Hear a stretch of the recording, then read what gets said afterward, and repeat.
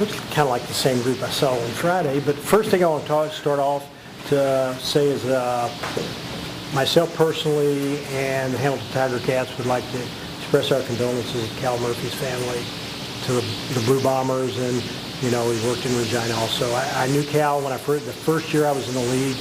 At the Canada 9 meetings, he treated me like I'd been around for a long time, and ever since then I've thought very highly of him as a coach and as a person. And the year I spent in Regina, I got to know him a lot better.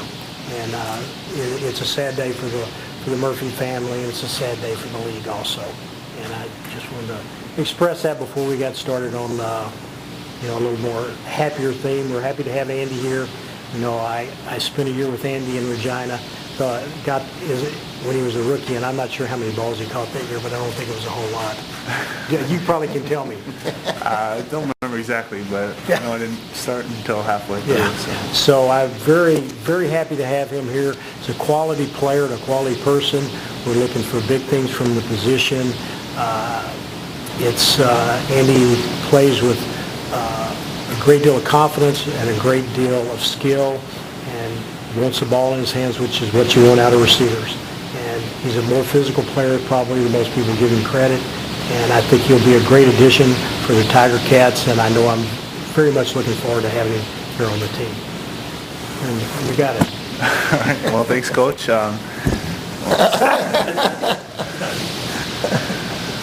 Actually, Coach Cortez is one of the main factors in me being so excited to come here. Working with him before and staying in touch in the past 5 years since that year has been, has meant a lot to me. And when I found out he was here, it immediately jumped on the radar screen even higher for me. And I'm really excited to have this opportunity to come home and play in front of my family and friends in Southwestern Ontario, play for this great organization. I'm very looking forward to meeting the teammates and all the fans in the city, and getting to just intertwine myself in the city and like on and off the field, just having a productive, successful years here. I've played in 3 Grey Cups, and I'm excited to play in a few more with the Hamilton Tiger Cats. So just very, very pumped and excited about this upcoming season and the years to come, and hoping that it's going to be everything and more that I'm dreaming of. So thank you. Well, the reason I'm happy he's here is because he's such a good-looking guy. We're going to sell tickets with Andy.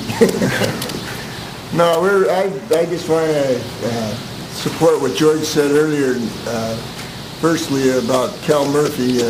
We went back a long ways and had a lot of battles in the league over the years, and I want to express my personal condolences and my wife's to Joyce and the family. And we also lost another quality Canadian CFL player, Warren Hudson, on the weekend, who played for me in Winnipeg, in Toronto, and then played for Cal in Winnipeg. So anyways, we're happy to have Andy here. I think it was probably a big story throughout free agency that that he was going to be the key guy and all those kind of things. But George has already mentioned to you why we were interested in him.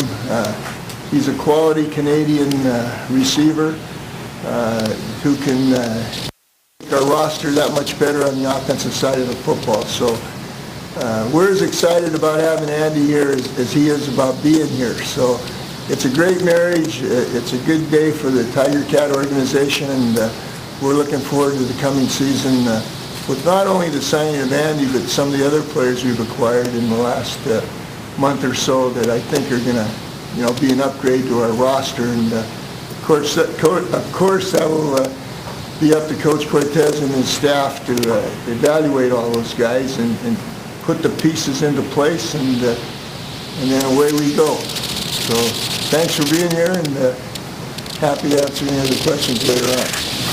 Just a quick full opportunity first, guys.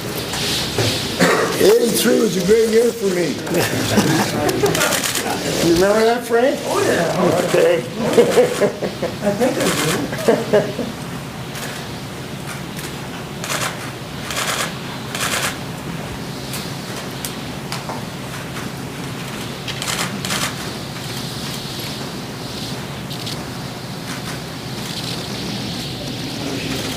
Everybody good?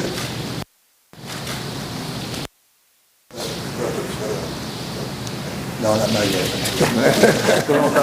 We don't want to mess it up. He might be too big for it. Guys, what questions you might have before we start one-on-ones?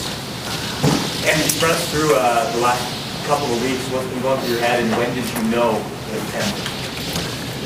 Well, it was definitely a tough decision. It came down to, the Saskatchewan Roughriders, who have been great to me. I played there for 6 years.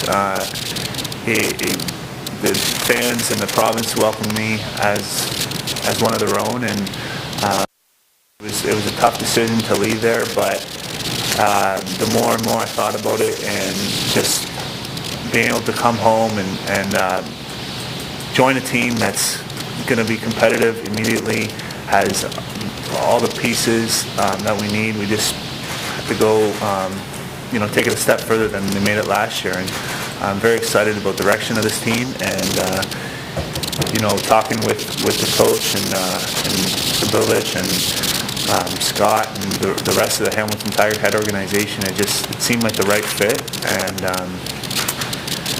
I pretty much was convinced and confident in my decision, and I'm very, very excited that we made it happen, and I'm here today. You talked about playing for Coach Cortez and also playing in front of your family and friends. Just rank the factors in your head in terms of your importance: money, family, coach. How did it play for you?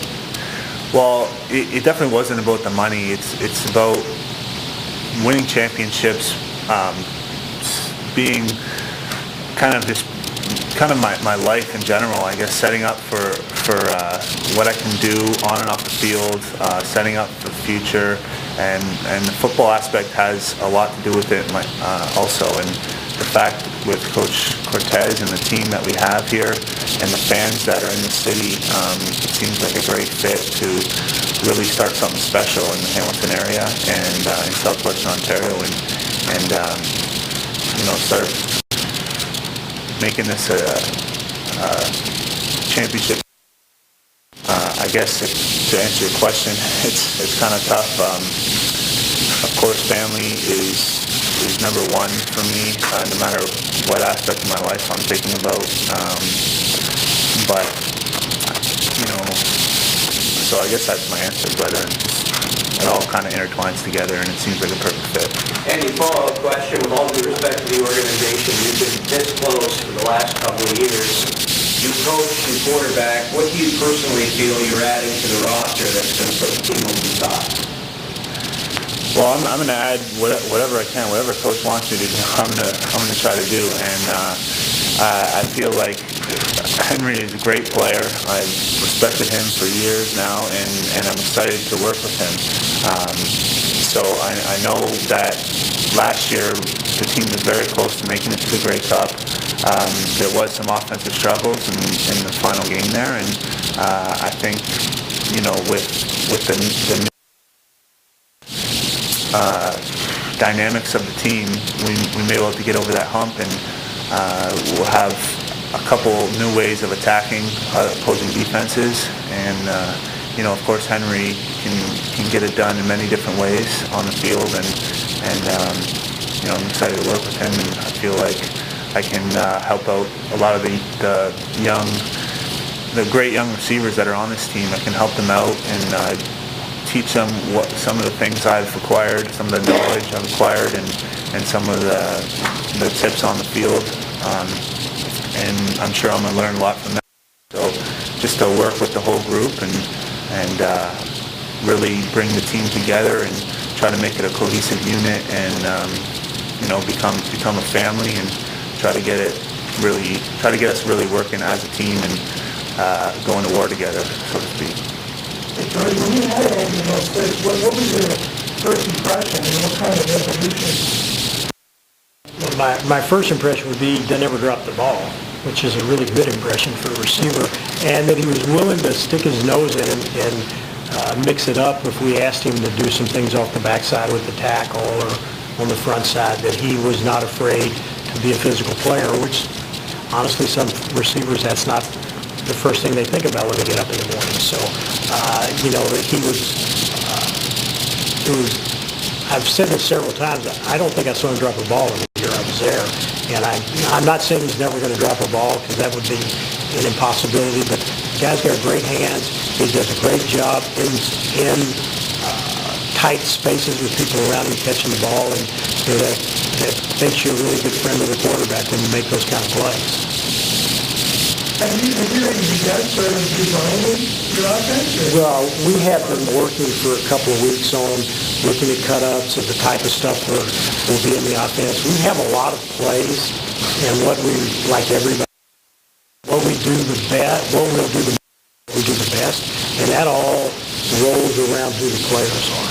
You know, as I've said many times, we've been to a bunch of Grey Cups with different players, same offense. Parts within that offense that we can find what fits the quarterback, and it's the same thing for the receivers. You know, we have a lot of different ways to get the ball to guys, and we're going to use the ones that works best for the receivers. You know, whether it's Andy or whether it's Chris Williams or whomever it is, then we'll get them in the spot where they are the best, and we'll move them around to get them in other spots. You know, part of it is don't line up in the same spot all the time. When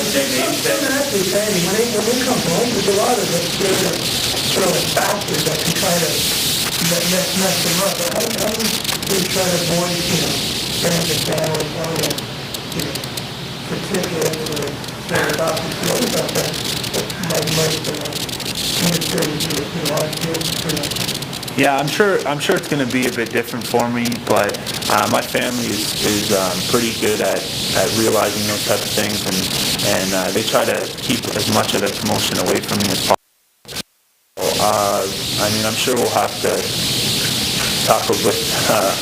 figure out some kind of way to get all this done so it doesn't have to come through me all the time, but I don't think it's going to be a distraction for me, and it's something that even when I was playing in Saskatchewan, there was maybe 100 people in the stands of my family and friends, so I know, and I just got to make sure it doesn't become an issue, and I don't think it will.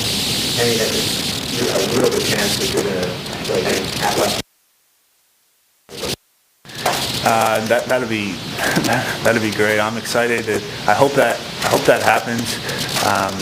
While the new stadium's being built, to go back to London. I've close connection with Western and the whole city of London throughout the last 6 years, and to go back there and kind of play on that field again, and I think it'll be. I think it'll be different. It'll be a new experience, but I think it'll be exciting and positive for Southwest Ontario. Yeah, it was number 2. Well, I've kind of, the 83 thing has kind of been a part of my birth year, and I think I'm going to stick with that as long as it was available, and it is, so. I don't know if you've been following your Twitter, but there's been some reaction here, pleased by the signing, obviously, but also some reaction from Rider fans, not all of it pleasant. Are you concerned at all by that reaction, and when you go back to Saskatchewan? Well, the Rider fans have always been on my side, and I feel like the majority of the reaction from the Rider fans has been positive. They wish me, and they understand my decision, and I got to thank them for that. They've been great this entire time, and of course there's going to be some booing when you're playing against their team, but I'm not going to take it personally. I feel like they're knowledgeable, they understand the game, they understand what a player has to do personally for himself. And, I'm not too concerned with dealing with that stuff. I don't think it's going to become an issue. And so far it's been pretty positive, and I have to commend the Rider fans for that. I have a lot of friends out there now, and I hope that doesn't change. And you don't have to name names, but how many other teams were? Well, there was a few teams who who came forward expressing interest, but it's probably a better question for my agent. I was kind of letting it all, as I'm sure you're aware, I was out on vacation, kind of trying to stay away from it all, and letting my agent kind of sort through the details, and then we were in touch. And like I said, it really came down to the two teams, but it was a clear choice in the end, and I'm very happy with it. Why did you decide to go to Africa during a time when a lot of people figured you'd be at the kind of in the spotlight during free agency? Well, it was. Oh, geez, I guess. Defensive lineman.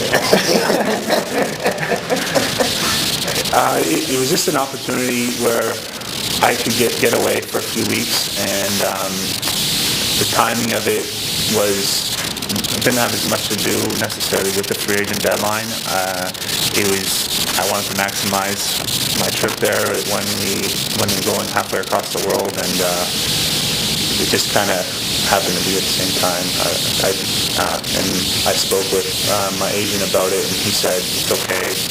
It's not a big deal before I left, and we'll be able to get it done. We'll have a phone, we'll have email, all that stuff. So we'll be in constant contact. It's not like I'm going to miss a beat, and it's not like I'm not taking it seriously. I was next to my phone the entire time, especially for those few days, and it wasn't a factor. It was almost nice to stay away from it and not have people buzzing in your ear, and just have a clear mind when you're making a decision like that. Quick question for Obi, if I may. Your tenure has been an interesting mix of infusions of youth and veterans, but with the son and his coach and Henry and now Andy, is there there's a little bit more of a veteran slant to it? Is there a sense of urgency within the club? I wouldn't say it was urgency. I think it's been a process where we've been trying to get better every year to where we feel like we can win the Grey Cup. And when I first got here, needless to say, the personnel overall was not good enough to win a Grey Cup.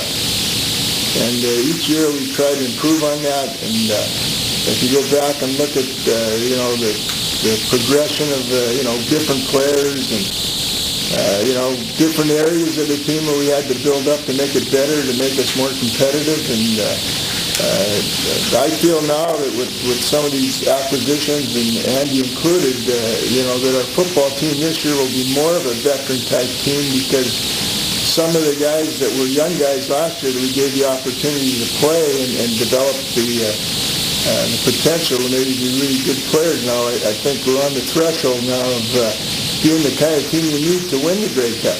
You got to have good players to win the Grey Cup.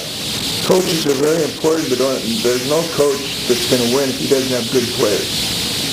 So we're working hard to try and provide coaches as many good football players as we can in whatever positions we need the most.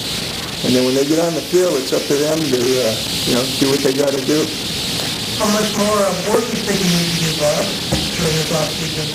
Well, there's a few areas.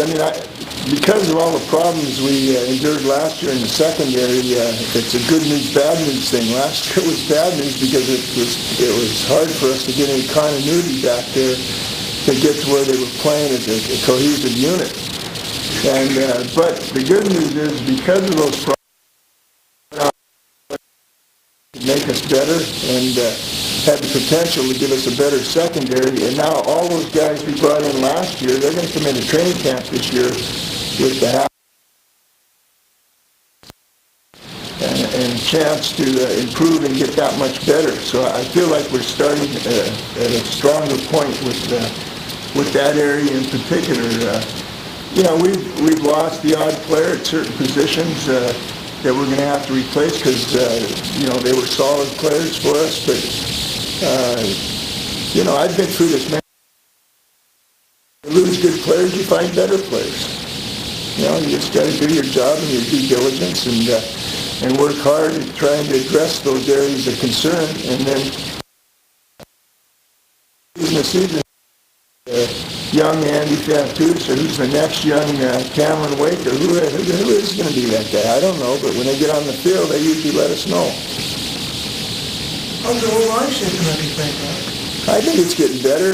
We've got a good group of experienced guys, and you know, there's some other guys that we've been following for a while that we really liked in the last couple of years. You know, we got a spot there that gave us some concern, but we signed Tim O'Neill, who's a veteran offensive lineman. Their offensive line right now on paper is looking, you know, all that bad. And we've got some good young future prospects that we drafted last year, and come in here and do what you're hoping they might do. The offensive line could be fine. Well, we in effort to sell more tickets, they're gonna pressure Andy to keep up his hand. It looks like he's doing okay on his own. I'm not gonna mess with that one. All right, guys, we'll start one-on-one now.